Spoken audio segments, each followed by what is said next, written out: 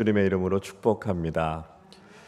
우리가 살아가는 사회는요, 결혼을 그렇게 장려하는 사회가 아닙니다. 결혼율이 점점 떨어지고 있고 출산율도 이어서 떨어지고 있다라고 하는 이야기 우리가 참 많이 들었고요.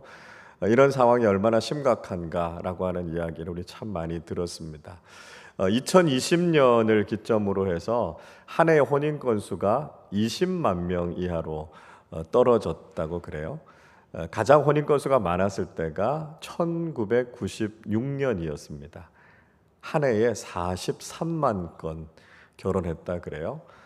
그런데 2022년에 결혼 건수가 19만 건을 조금 넘었다고 그러니까요. 완전히 그냥 반토막이 난 거죠. 결혼을 기피하고 있고 결혼이 그렇게 사람들에게 막 관심을 끌지 못하는 이제 이런 상황이 돼버리고 말았습니다. 출산율도 이미 많이 떨어졌다는 얘기는 우리 계속해서 듣고 있죠. 2022년 대한민국 출산율 0.78명, 전 세계에서 가장 낮은 출산율을 기록하고 있습니다. 이런 상황 때문에 우리가 앞으로 어떤 일을 경험하게 될 것인가라고 하는 거 우리가 참 우려스럽게 바라보고 있지 않습니까? 경제활동 인구는 점점 줄어가고 있고요. 초고령화 사회가 되어 가니까 부양해야 되는 가족들의 숫자는 점점 늘어나고 있습니다. 그러니까 부담이 많아지고 미래에 대한 염려, 걱정 이런 것들이 점점 늘어가고 있습니다. 그럼에도 불구하고 우리 사회는 바뀌지 않고 있어요. 계속해서 결혼을 장려하지 않는 이 사회의 풍토는 계속해서 그냥 유지되고 있습니다. 왜 이런 문제들이 일어나고 있을까? 여러 가지 이유들을 들 수 있겠죠. 무엇보다도 이 개인의 생각이 변화되는 것, 그게 가장 큰 원인이라고 생각이 됩니다. 서로에게 헌신적이고 또 충실해야 될 이 결혼이라고 하는 것을 축복이라기보다는 이렇게 구속으로 받아들이는 사람들이 점점 많아지고 있습니다. 법적으로 제도적으로 이 구속력을 가지고 있는 이 결혼이라고 하는 것보다는 자신들의 편의에 따라서 동거하는 이런 형태들이 자꾸 늘어나고 있는 거죠. 그래서 우리가 보다 더 책임 있게 그 관계들을 지켜나가는 그런 결혼보다는 자기중심적인 쾌락을 추구하는 이런 모습들이 점점 결혼을 멀리하고 있는 이런 모습들로 나타나고 있습니다. 또 아이들을 낳고 자녀들을 양육하는 이 기쁨, 보람 이걸 느끼기보다는 자꾸 이걸 부담스럽게 여겨서 피할 수만 있으면 피해야 되겠다 이렇게 생각하는 사람들이 점점 더 많아지고 있다라고 하는 것이죠. 물론 사회적으로 우리가 자녀들을 양육하는 일들이 쉽지 않은 상황으로 점점 가고 있는 것이 사실입니다. 그러나 여러분, 우리가 어렵다고 해서 그 일을 포기해 버리는 것, 그건 바람직하지 않죠. 중요한 일이라면 우리가 어려워도 해야 된다는 것입니다. 그러니까 사회적인 분위기가 그러다 보니까 점점 그런 경향이 있다 보니까 우리 사회는 결혼도 출산도 아주 쑥 떨어져 버린 이런 상황 속에 있습니다. 거기에 비해서 여러분, 우리 기독교 신앙은 어떻습니까? 우리 기독교 신앙은요, 결혼을 적극적으로 장려하고 할 수만 있다면 결혼 관계 속으로 들어갈 것에 대해서 우리에게 말씀하고 있지 않습니까? 무엇보다도 이 결혼이라고 하는 것은 신성한 제도라는 거죠. 하나님께서 친히 세우신 제도다라고 하는 것을 말씀하고 있습니다. 그래서 결혼에 대해서 긍정적으로 적극적으로 생각해야 될 것을 이야기하고 있습니다. 물론 현실적인 문제가 있는 것도 사실이죠. 우리가 믿음의 배우자를 만나려고 해도 사실 믿음의 배우자를 만나는 일들이 그렇게 쉽지 않습니다. 그러니까 결혼을 위해서 기도하면서도 믿음의 배우자들을 잘 만나지 못해서 아직 가정을 이루지 못하는 그런 우리 자녀들도 있는 것을 볼 수 있습니다. 또 성경 속에는요, 우리가 하나님 나라를 위해서 독신으로 부름을 받은 독신의 은사가 있다라고 하는 것도 이야기하고 있습니다. 고린도전서 7장의 말씀에 보면 결혼과 이혼 그리고 그와 관련된 여러 가지 교훈들에 대해서 이야기하고 있는데요. 거기에서 특별히 하나님 나라를 위해서 특별한 은사인 독신의 은사로 부름받은 사람들이 있다라고 하는 이야기를 하고 있습니다. 그래서 이런 특별한 은사로 부름받지 않았다면 저는 가급적 결혼에 대해서 우리가 적극적으로 생각하는 것이 바람직하다라고 하는 생각이 듭니다. 무엇보다도 성경이 결혼에 대해서 적극적으로 장려하고 있는 중요한 이유 가운데 하나는 이것을 통해서 우리가 기독교 신앙의 중요한 가치들을 배울 수 있기 때문에 그렇습니다. 우리가 결혼이라고 하는 과정들 속에서 자기중심적인 죄성에서부터 벗어나게 되고요. 가족들을 사랑하는 모습들을 통해서 우리가 이타적인 사랑에 대해서 배우게 된다라고 하는 것이죠. 우리가 어떻게 결혼하게 되는가 생각해 보면 우리가 자기 자신의 사랑에서 빠져 있다가 자기 자신 못지않게 사랑하는 대상을 만나서 결혼하게 되는 것 아닙니까? 그러니까 이 결혼이라는 과정을 통해서 이타적인 사랑을 하라 이렇게 우리가 강요하지 않아도요, 강조하지 않아도요, 우리가 그런 사랑을 실천하게 되는 것이죠. 가족들을 사랑하는 것, 내 자신을 사랑하는 것보다 가족들을 더 사랑하게 되지 않습니까? 그래서 이 결혼과 가족 관계라고 하는 것들을 통해서 우리는 우리가 가지고 있는 이 죄성이라고 하는 것, 자기 중심적인 사랑이라고 하는 것을 벗어나서 성경적인 사랑, 이타적인 사랑을 실천하게 됩니다. 가장 핵심은 그거죠. 자녀들을 낳게 되면 자녀들을 위해서 우리가 희생하고 헌신하는 사랑을 저절로 실천하게 된다라고 하는 것이죠. 예수님께서 십자가에 달리셔서 우리를 위해서 모든 것을 내어주신 그 헌신적이고 희생적인 사랑을 우리는 자녀들을 양육하면서 저절로 배우게 된다는 것입니다. 부모에게 누가 희생해라, 헌신해라 그렇게 이야기하지 않아도요. 자연스럽게 자녀들을 그렇게 사랑하게 되는 것이죠. 그래서 이 기독교 신앙은 우리로 하여금 결혼을 통해서 가정을 세워가고 자녀들을 사랑하는 이 모든 것들에 대해서 아주 긍정적으로 강조하고 있습니다. 저는 그렇기 때문에 이 기독교 신앙을 강조하는 것이 오늘날 우리 사회가 경험하고 있는 여러 가지 문제들을 해결할 수 있는 아주 중요한 대안이 될 수 있다고 생각합니다. 여러분, 우리가 기독교 신앙을 갖는다라고 하는 것은 단지 우리가 구원받고 천국에 가는 것, 거기에만 관심이 있는 게 아니다라고 하는 것이죠. 기독교 신앙을 통해서 오늘날 우리 사회가 경험하고 있는 이 심각한 문제들을 해결해 나갈 수 있는 해결책이 바로 이 기독교 신앙 속에 있다라고 하는 것이죠.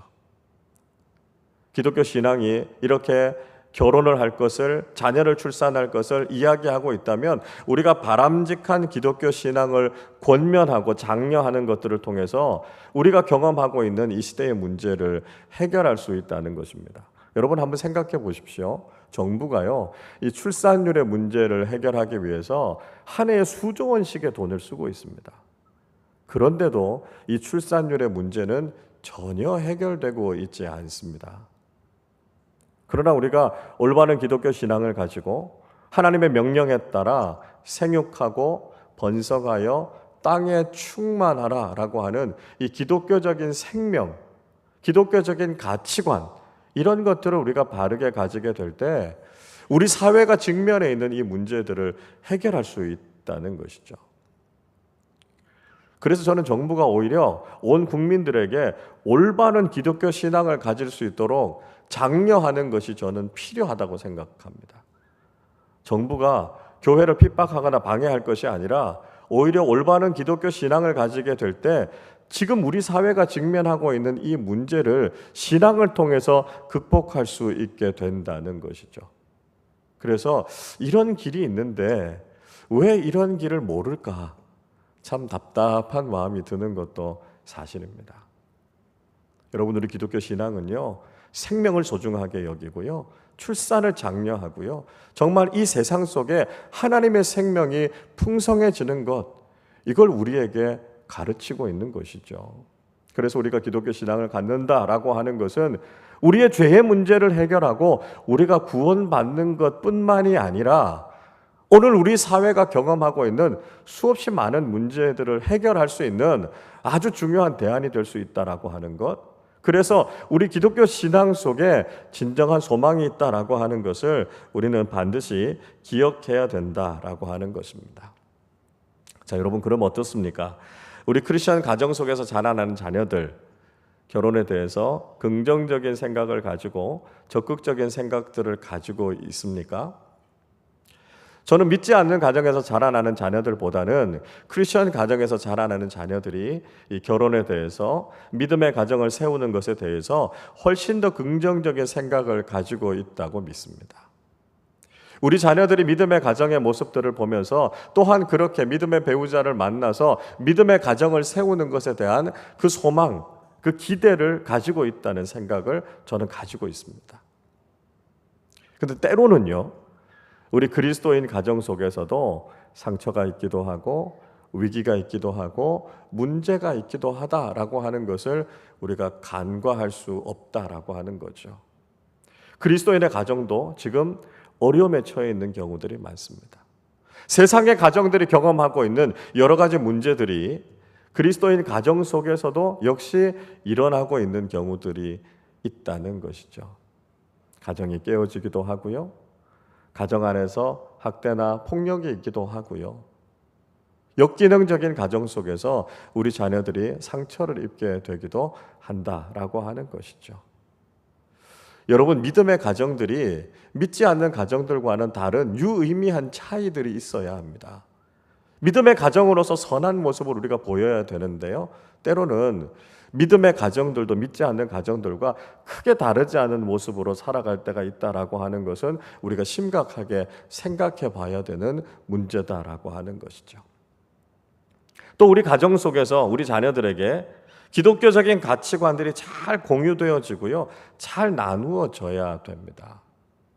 무엇보다도 신앙생활이 우선이 되어야 하고요, 그 무엇보다도 예수를 바르게 믿는 것, 이걸 우리 자녀들에게 강조하고 우리 자녀들이 올바른 믿음 위에서 그렇게 자라나야 된다는 것이죠. 그런데 때로는 믿음의 가정 속에서도 부모님들이 이런 분명한 신앙을 가지고 우리 자녀들을 양육하기보다는 세상의 가치관에 물들어 버릴 때가 있습니다. 그래서 예수님을 잘 믿고 신앙생활하는 것, 이것이 우리의 삶의 가장 우선순위가 돼야 된다, 그렇게 가르쳐야 되는데 때로는 세상적인 것을 더 앞에 놓을 때가 있어요. 좋은 대학 가고 좋은 직장을 얻고 세상에서 성공하는 것, 마치 그것이 더 중요한 것처럼 가르치는 경우들이 있다는 거죠. 그러니까 우리 자녀들이 혼동이 생기는 겁니다. 아니, 우리 부모님은 분명히 예수님을 믿는 부모님인데 그러면 신앙이 가장 우선이다, 이렇게 우리에게 이야기해야 될 텐데 공부가 우선이야, 좋은 직장에 들어가야 돼, 세상적으로 성공해야 돼, 이런 것들을 먼저 강조하다 보면 자녀들도 신앙이 흔들리게 될 수 있다는 것입니다. 그래서 중요한 선택의 기로에 섰을 때 믿음으로 올바른 결정을 하지 못하게 되고요, 오히려 세상적인 가치관에 동화되어 버리고 거기에 타협하는 경우들이 있다는 거죠. 자, 그런 차원에서 우리가 우리의 가정을 다시 한번 돌아봐야 됩니다. 우리 가정이 신앙이라고 하는 가치관을 제대로 잘 세우고 있는지, 그리고 우리 자녀들에게 바로 그런 신앙의 유산을 잘 물려주고 무엇이 정말 중요한 것인가라고 하는 것이 우리의 가정을 통해서 잘 가르쳐지고 있는지 우리 가정을 한번 돌아봐야 된다라고 하는 것이죠. 우리가 살펴보고 있는 롯의 가정에도 이런 문제가 있었습니다. 소돔과 고모라가 멸망하는 과정 속에서 롯의 가정은 기적적으로 그 멸망으로부터 구원을 받지 않았습니까? 그러나 그 과정 속에서 롯의 가정에도 불행한 일이 있었고요, 씻을 수 없는 상처가 있었습니다. 롯의 가정이 구원받는 그 과정 속에서 롯은 자신의 딸들에게 함부로 대하기도 했고요, 사위가 될 사람들은 장인 어른의 말씀을 농담처럼 여겼고 그 말을 존중하지 않았습니다. 소돔이 멸망할 것이다 라고 하는 이야기를 들었다면 롯이 결단하고 즉각적으로 그 소돔을 떠나왔어야 됐는데 갈지 말지 그곳에서 머뭇머뭇하고 있었던 모습이 있었습니다. 급기야 그의 아내는 뒤를 돌아보아서 소금 기둥이 되고 말았지 않았습니까? 천사들은 가능하면 그 심판으로부터 멀리 떠나서 산으로 도망가라 그렇게 이야기했지만 도시의 생활에 익숙해져 있었던 롯은 도시를 떠나기 싫었던 거죠. 그래서 소돔에서 피해 나와서 가깝고 작은 도시였던 소알이라고 하는 곳에 들어가게 해달라 그렇게 부탁하지 않습니까?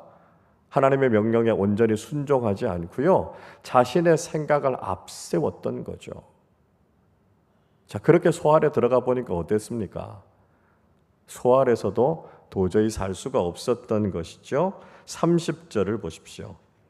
롯이 소알에 거주하기를 두려워하여 두 딸과 함께 소알에서 나와 산에 올라가 거주하되 그 두 딸과 함께 굴에 거주하였더니 말씀하고 있습니다. 자신이 원해서 소알이라고 하는 성읍으로 갔는데 거기서도 도저히 두려워서 더 이상 살 수가 없었습니다. 왜 그랬을까요? 우리는 충분히 이유를 짐작해 볼 수 있습니다. 소돔이나 소알이나 믿음을 가지고 살아가기에는 적절치 않았던 것이죠. 그래서 더 이상 그 믿음 지키면서 살아갈 수가 없었고요, 위험했기 때문에 그곳에 있을 수가 없어서 결국은 그 소알이라고 하는 성읍에서 나와서 산으로 가게 됐습니다. 애초에 천사들이 이야기했던 것이 최선이었어요. 그런데 롯은 또 자기 고집을 부리면서 잘못된 선택을 하게 됐던 것이고요, 실수하게 됐던 것이죠. 롯이 소돔의 멸망으로부터 구원받기는 했지만 롯이 가지고 있었던 이 불분명한 신앙 때문에 그 가정이 언제 또 위기에 빠질지 모르는 아주 불안불안한 모습이었다라고 하는 것을 볼 수 있습니다. 자, 롯의 딸들은 그런 일련의 과정들을 경험하면서 자신들의 미래와 인생에 대해서 별로 희망을 갖지 않았습니다. 특별히 그 딸들은 결혼에 대해서는 아무런 소망이 없었던 것을 볼 수 있습니다. 자, 오늘 본문 31절을 우리 같이 읽어보겠습니다. 큰 딸이 작은 딸에게 이르되 우리 아버지는 늙으셨고 온 세상의 도리를 따라 우리의 배필될 사람이 이 땅에는 없으니. 자, 큰딸이 무슨 이야기 하냐면 우리 아버지는 너무 늙었어 그렇게 이야기합니다. 자, 이 말 속에는 여러 가지 의미가 담겨져 있겠죠. 아버지의 롯이 너무 늙어서 판단력을 잃어버렸다 이런 이야기일 수도 있습니다. 그래서 무엇이 옳은 것인지 무엇이 바람직한 것인지를 제대로 판단하지 못하는 거죠. 그래서 자녀들에게 선한 영향력을 미치지 못했고요, 자녀들에게 올바른 믿음을 물려주지 못했다라고 하는 것을 이야기하고 있습니다. 그러니까 더 이상 아버지를 신뢰하고 아버지를 따라가기가 어렵겠구나 이런 생각들을 하게 된 것입니다. 보다 더 심각한 것은 이제 아버지가 살 날이 얼마 남지 않았다라고 하는 한탄이기도 했습니다. 아버지는 늙어서 이제 곧 돌아가실 거고요, 주변에 자신들과 결혼할 만한 신랑감이 있는지 돌아보니까 결혼할 만한 사람이 없습니다. 이제 아버지가 죽으면 우리 인생도 끝이다 그렇게 생각하게 됐던 것이죠. 그래서 자신의 가정을 향해서도 자신들의 미래를 향해서도 아무런 소망과 기대를 갖지 못하고 있는 안타까운 모습을 보게 됩니다. 여러분, 우리 자녀들은 어떻습니까? 우리 자녀들은 우리 가정을 보면서 자신의 미래를 바라보면서 어떤 기대와 어떤 소망을 가지고 있습니까? 우리 부모님들이 살아가는 모습들을 보면서 야, 우리도 저렇게 살아야 되겠다, 우리도 저런 믿음의 가정을 이루고 저렇게 행복하게 살아야 되겠다, 우리 자녀들이 그렇게 이야기하고 있습니까? 부모님들이 믿음 안에서 행복하고 아름답게 살아가는 모습을 보면서 나도 빨리 결혼해서 저런 믿음의 좋은 가정을 이루고 저렇게 사랑하면서 행복하게 살아야 되겠다, 그런 마음을 가지고 있습니까? 때로는 여러분, 우리가 그리스도인의 가정으로서, 그리스도인의 부모로서 자녀들에게 좋은 모습을 보이지 못해서 때로는 자녀들의 마음에 기대를 떨어뜨리고요, 우리 자녀들로 하여금 소망을 잃게 하고 있는 것은 아닌가, 우리 자신의 모습을 한번 돌아봐야 하지 않을까 하는 생각을 갖게 됩니다. 우리 자녀들에게 올바른 본을 보이고 있습니까? 우리가 올바른 신앙의 가치관을 잘 가르치고 있습니까? 우리가 믿음의 부모로서 우리의 모습을 돌아보아야 하겠고요. 또 교회의 지도자인 목회자인 저는 정말 우리 교우들에게 올바른 말씀, 복음의 바른 가치관을 제대로 잘 전달하고 있는가, 우리의 모습을 다시 한번 돌아보게 됩니다. 자, 롯의 딸들이 이런 상황에 내몰리게 되니까요, 롯의 딸들이 아주 잘못된 생각을 하게 됐습니다. 그것은 자신의 아버지를 통해서 자신들의 대를 이어가야 되겠다, 그렇게 생각을 했던 것이죠. 32절을 보십시오. 우리가 우리 아버지에게 술을 마시게 하고 동침하여 우리 아버지로 말미암아 후손을 이어가자 하고, 이렇게 이야기합니다. 딸들은 더 이상 결혼에 대해서 기대하는 마음이 없었습니다. 세상적인 사람들을 만나서 가정을 꾸려봐야 그게 아무런 소망이 없다는 걸 알게 됐습니다. 그렇다고 해서 자신들의 미래에 대해서 아무런 대안이 없으면 안 되겠다는 생각을 한 것이죠. 그래서 그들이 생각한 것은 뭐냐면 아버지를 통해서 자신들의 대를 이어가야 되겠다라고 하는 지극히 잘못된 생각을 갖게 된 것입니다. 그냥은 그 일을 할 수 없으니까요, 아버지에게 술을 먹여서 아버지가 그 일을 알지 못하도록 하고 자신들이 계획했던 일을 진행해 가려고 합니다. 33절을 보십시오. 그 밤에 그들이 아버지에게 술을 마시게 하고 큰 딸이 들어가서 그 아버지와 동침하니라. 그러나 그 아버지는 그 딸이 눕고 일어나는 것을 깨닫지 못하였더라, 이야기하고 있습니다. 참, 이거 강단에서 이야기하기도 참 죄송스러운 이야기죠. 그렇게 딸들은 아버지에게 술을 먹이고 딸들과 아버지가 동침하게 돼서 그 밤에 그 일이 있었지만 롯은 도대체 무슨 일이 일어나고 있었는지도 알지 못했다, 그렇게 이야기하고 있습니다. 롯이 영적으로 얼마나 나태했는지, 영적으로 얼마나 무뎠는지를 오늘 성경은 우리에게 보여주고 있습니다. 여러분 한번 생각해 보십시오. 롯이 소돔이요, 유황과 불에 의해서 멸망하는 그 위기의 상황에서 하나님께서 그들을 건져주셨다면 롯이 영적으로 깨어있는 삶을 살아야 하지 않았겠습니까? 그 무서운 하나님의 심판을 받고요, 그 심판으로부터 구원을 받았다면 그들이 하나님의 말씀을 묵상하면서 하나님 앞에서 영적으로 깨어있는 경건한 사람들로 살아야 하지 않았겠습니까? 세상이 약하다 할지라도 그 믿음의 가정만큼은 하나님 앞에 바로 서서 올바른 길을 걸었어야 하지 않았겠습니까? 그러나 롯의 가정은 그렇지 못했습니다. 술 취하고 방탕하고 무슨 일이 일어나는지도 분별하지 못하는 그런 영적인 답답함 속에 빠져 있었던 것을 볼 수 있습니다. 홍수가 일어나고 난 이후에 노아도 그렇지 않았습니까? 대홍수의 그 위기로부터 하나님께서 그를 살려주셨다면 경건하게 하나님과 늘 함께 동행하는 삶을 살았어야 했죠. 그런데 노아도요, 자신의 장막에서 술 취해서 자신의 부끄러운 모습을 다 드러내고 말았습니다. 하나님께서 주시는 구원의 은혜를 경험하고 정말 경건하게 늘 깨어있는 믿음의 사람들로 살아야 했었는데 그들은 참 실망스러운 모습을 보였던 거죠. 그런 모습이 결국은 딸들과 근친상간의 죄를 저지르는 잘못에까지 이르게 됐던 것입니다. 하나님께서 이후의 율법을 통해서 이 근친상간의 죄에 대해서 엄격하게 경고하지 않으셨습니까? 이런 죄를 저지른 사람은 반드시 죽을 것이다 라고 엄히 금했습니다. 그런데 믿음의 가정 속에서 이런 일들이 일어나게 됐다라고 하는 것이 얼마나 안타깝고 가슴 아픈 일인지 모릅니다. 고대 사회에서 가까운 가족들끼리 결혼하는 근친혼은 있을 수 있었어요. 그러나 아버지가 딸들과 동침하고 시아버지가 며느리와 동침하는 이런 근친상간의 죄는 절대로 일어나서는 안 되는 일이었다라고 하는 것이죠. 그런데도 이런 성적인 타락과 문제 속에 빠져 있었던 그 가정을 통해서 자녀들과 또 주변에 있었던 사람들은 전혀 선한 영향력을 입지 못했다라고 하는 것이죠. 여러분 어떻습니까? 우리 그리스도인들의 가정은 이 세상 속에서 믿음으로 구별된 가정으로서 선한 영향력을 보이고 있습니까? 세상은 악해져 가지만 우리의 가정들은 정말 정결하게 구별되어져서 하나님의 뜻을 따라 살아가고 있습니까? 때로는 믿음의 가정 속에서도 이런 위기들이 찾아오게 되고요.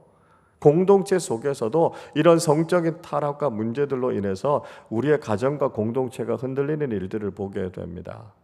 우리는 이전에 소돔에서 있었던 동성애의 문제에 대해서 생각해 보았죠. 오늘 롯의 가정에서 일어난 근친상간의 문제들을 보고 있습니다.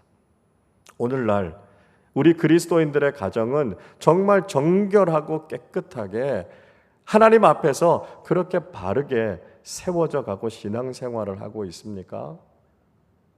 가정을 충실하게 지켜야 할 사람들이 때로는 가정을 깨트리기도 하고요. 때로는 외도를 하거나 불륜을 하거나 성적인 유혹에 빠져서 우리의 가정이 흔들리고 위기 가운데 빠지는 일들이 간혹 있는 것들을 보게 됩니다. 그리스도인의 가정들이 정말 이런 잘못된 유혹에 빠지지 않아야 하고요. 정말 거룩하고 정결하게 세워져야만 이 악한 시대 속에서 우리가 바른 믿음의 가정으로 세워질 수 있다라고 하는 것이죠. 우리의 가정 속에 거룩하신 성령께서 늘 함께 해주셔서 세상의 악한 문화와 사탄의 유혹에 빠지지 않고 그리스도인의 가정다운 믿음의 본을 세워나가고 하나님께서 칭찬하시는 아름다운 믿음의 가정을 세워가실 수 있기를 주님의 이름으로 축복합니다. 자, 이렇게 딸들과 동침하게 된 롯의 가정 속에 아이들이 태어나게 되죠. 37절 말씀 같이 읽어보겠습니다.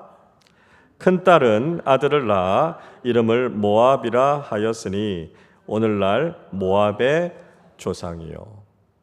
큰딸이 아버지 롯과 결혼해서 아들을 낳았는데요, 그 아들의 이름이 모압이었습니다. 이 모압은 요단강 동편에 있었던 모압 자손들의 조상이 됐던 사람이죠. 둘째 딸도 아들을 낳게 됩니다. 38절 읽어보겠습니다. 작은 딸도 아들을 낳아 이름을 베남미라 하였으니 오늘날 암몬 자손의 조상이었더라. 둘째 딸의 아들을 낳고 이름을 벤암미 이렇게 지었습니다. 이 벤암미라고 하는 사람은 암몬 족속의 조상이 된 사람이었습니다.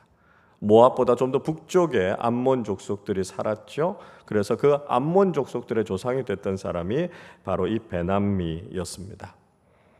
그래서 이렇게 암몬과 모압 족속이 시작되게 됐다라고 하는 것을 우리에게 들려주고 있습니다.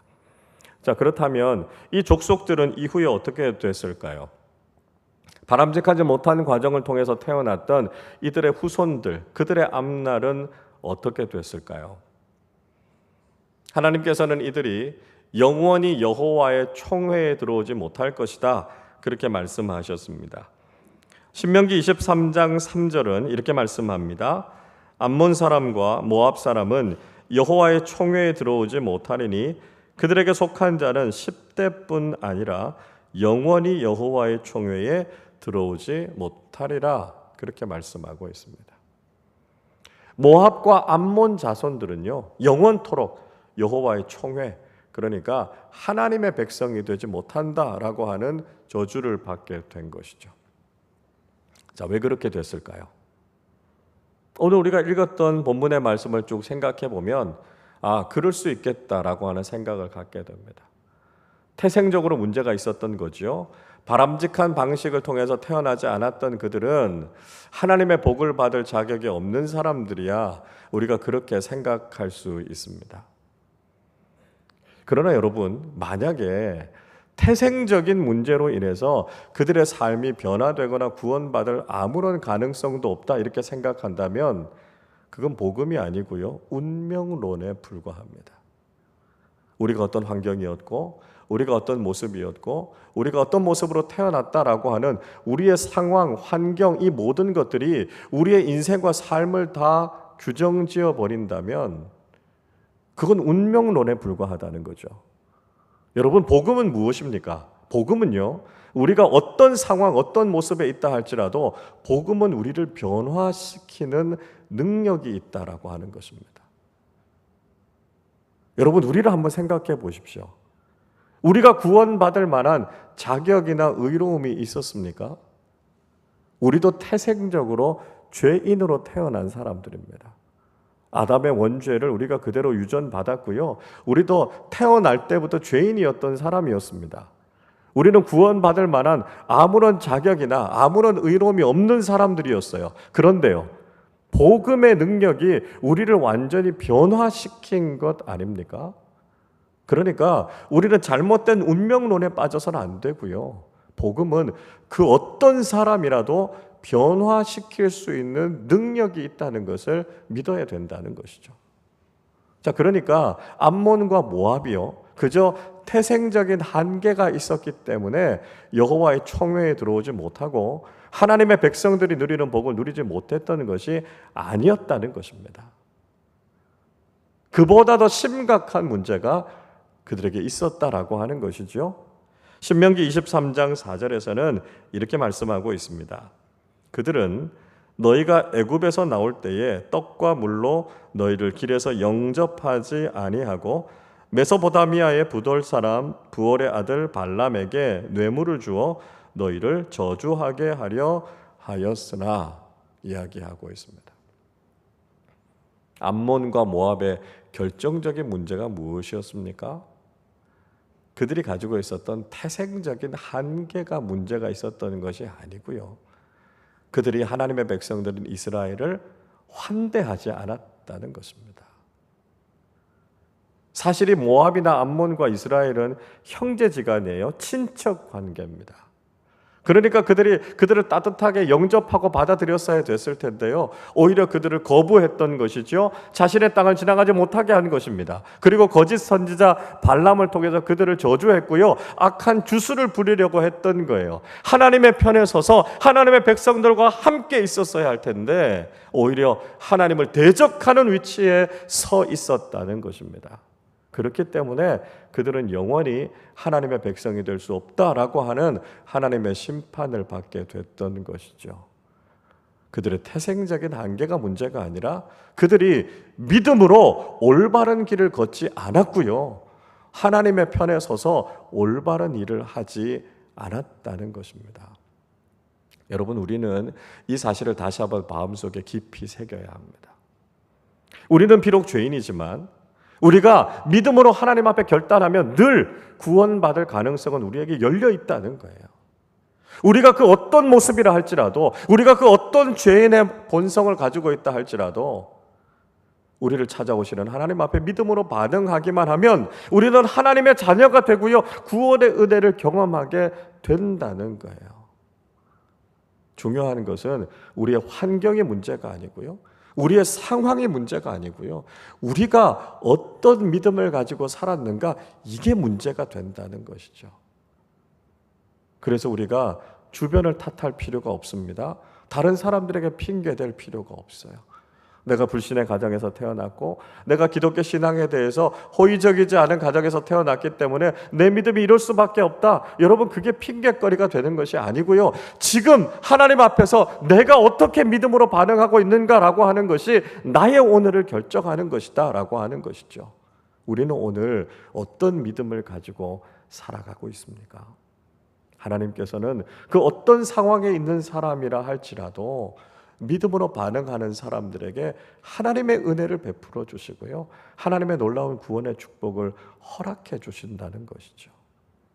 우리가 주님의 말씀 앞에 순종하고 하나님 앞에 믿음으로 바르게 반응해서 하나님께서 복 주시고 하나님께서 택해 주시는 하나님의 사람으로서의 복을 누리는 사람들이 되실 수 있기를 바랍니다.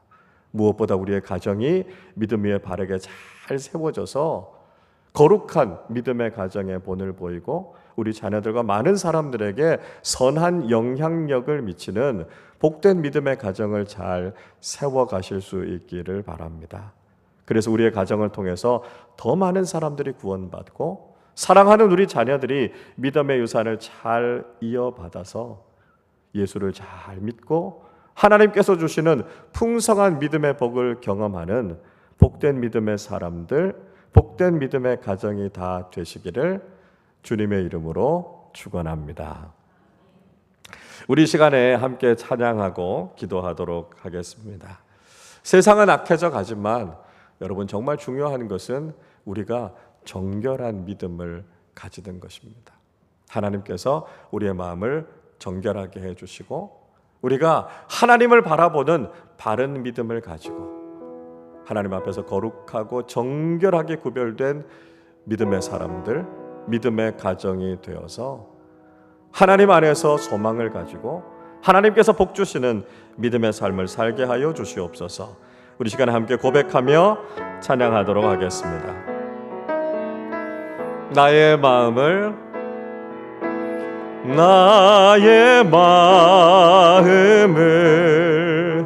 정금과 같이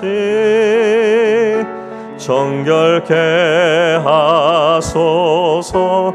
나의 마음을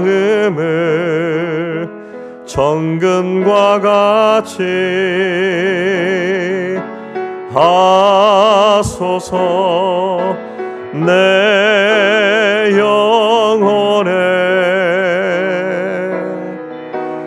한 소망이 있으니 주님과 같이 거룩하게 하소서. 나의 삶을 드리니 거룩하게 하소서. 주님 나를 받으소서. 나를 한 번 더 고백할까요? 나의 마음을 정금과 같이 나의 마음을 정금과 같이 정결케 하소서. 나의 마음을 정금과 같이 하소서. 내 영혼에 한 소망이 있으니 주님과 같이 거룩하게 하소서. 나의 삶을 드리니 거룩하게 하소서. 주님 나를 받으소서. 나를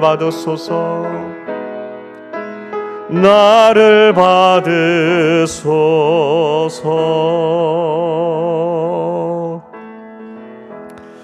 우리 시간에 말씀을 생각하면서 함께 기도하기를 원합니다. 여러분, 세상이 악해져 갈 때 우리가 세상과 함께 악한 일들에 물들어가고 있지는 않습니까? 세상은 악해져 가지만 우리는 정금같이 구별된 거룩한 그리스도인들로 살아야 합니다. 세상에 있는 많은 가정들이 타락하고 가정으로서의 올바른 기능을 하지 못하고 그로 인해서 자녀들이 상처를 받고 힘들어하는 세상의 가정들이 얼마나 많은지 모릅니다. 이런 세상 속에서 우리 그리스도인들의 가정은 구별되게 거룩하고 정결하게 세워져서 믿음의 가정의 복을 경험해야 하고요, 우리 자녀들이 바로 이런 믿음의 가정에 대한 소망을 가져야 합니다.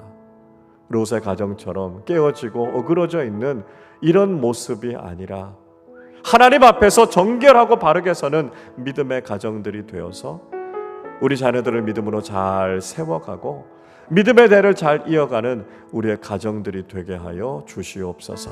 우리 한 사람 한 사람이 하나님 앞에 믿음으로 바르게 서게 하여 주셔서 하나님의 구원의 은총을 경험하고 믿음의 복을 풍성하게 경험하는 그리스도인들과 그리스도인들의 가정이 되게 하여 주시옵소서. 우리 말씀을 생각하며 함께 합심으로 기도하겠습니다.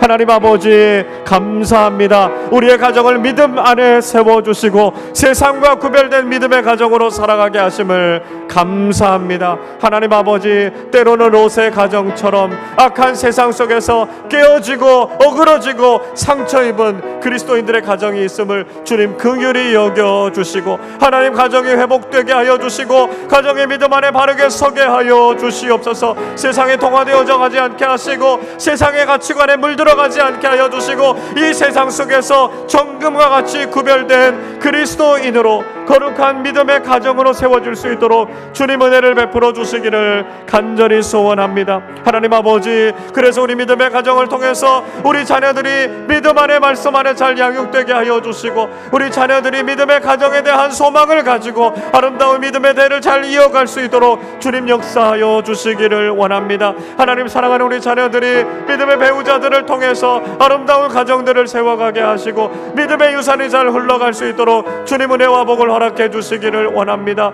많은 가정들이 깨어지고 많은 가정들이 상처를 입고 하나님, 많은 가정들이 이 혼란한 시대 속에서 어려움을 겪고 있는 상황 속에서도 하나님, 우리 믿음의 가정들이 말씀 위에 믿음 위에 바르게 서게 하여 주셔서 세상을 향해 거룩한 영향력을 미치게 하여 주시고 이 시대를 치유하고 가정을 새롭게 하며 믿음의 풍성한 복을 경험하는 가정들이 다 될 수 있도록 주님 은혜를 베풀어 주시기를 원합니다. 하나님 아버지, 우리가 믿음으로 하나님 앞에 바르게 서서 믿음으로 반응하며 그를 통해서 하나님께서 우리에게 주시는 구원의 은총과 믿음의 복을 경험하며 살아가는 모든 그리스도인들이 되게 하여 주시고 우리 가정을 향하신 하나님의 선하신 뜻과 계획과 소원들이 이루어지게 하여 주셔서 하나님 주시는 놀라운 은혜와 축복을 경험하는 모든 믿음의 가정들 다 되게 하여 주시옵소서.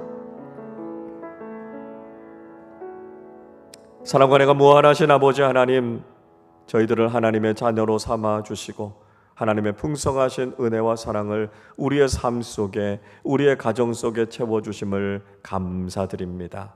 악하고 험한 세상 살아가면서 때로는 세상의 영향을 받고 물들어서 우리의 가정 속에도 상처가 있고 아픔이 있고 어려움들이 있습니다.